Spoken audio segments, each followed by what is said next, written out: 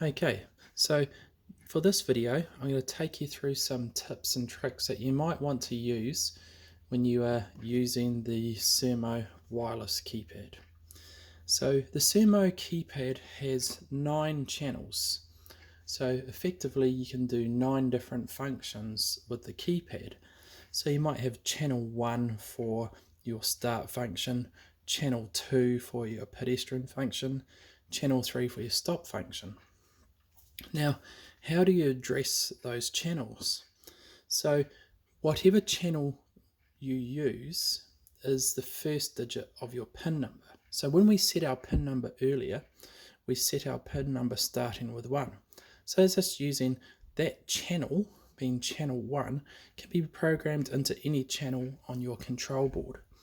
So for example, if I go to programming mode and enter in hash 999999 hash, the next step is always 2 hash.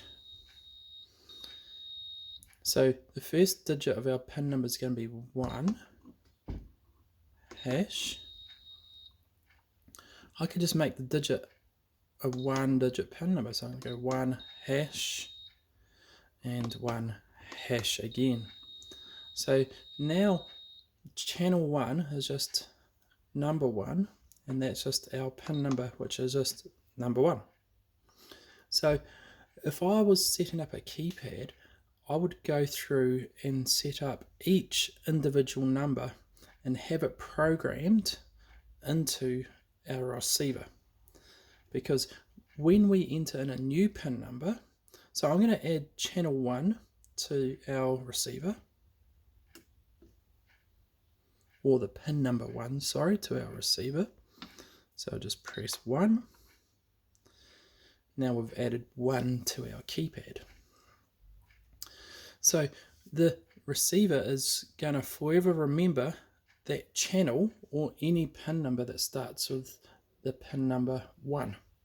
So if I press 1 now, our keypad has made the control board start. If I press 1 again, we've stopped. So if I go to enter in a new PIN number, I have to access the receiver to add that new PIN number. But now if I delete this PIN number, so I'm going to delete the PIN number, so 996 times the number 2, then hash is always the next step. The channel or the PIN number we want to delete, first digit, then 0 hash, 0 hash. So now I have deleted the PIN number out of the receiver. So when I press the number 1 now, I have deleted the PIN number from the keypad, sorry. So now the keypad, number 1, does not trigger the control board. So I press the start button twice to clear that function. But if I add a new PIN number starting with 1, so if I go hash 999999 hash, the number 2 hash is always your next step. Now first digit of your PIN number, so it's going to be 1 hash, and I'm going to make it our original PIN number, which was 1379 hash, and I'll do it again, 1379 hash. We've added that PIN number to the keypad, but we haven't had to go to our receiver to press the receiver button because the receiver has already remembered channel 1. We've just changed the PIN number on our keypad. So if I go 1379, we have started our control board.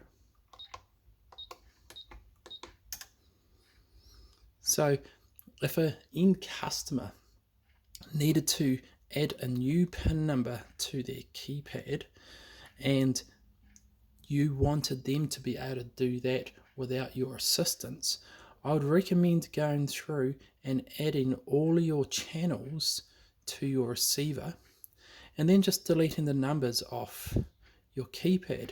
So that way you have channel 1, 2, 3, right the way through to 9 programmed to your control board, to your receiver, and then just delete all the numbers. So when someone needs to make a new number or a change, that receiver is still responding to that channel, and it's just the pin number being changed locally on the keypad.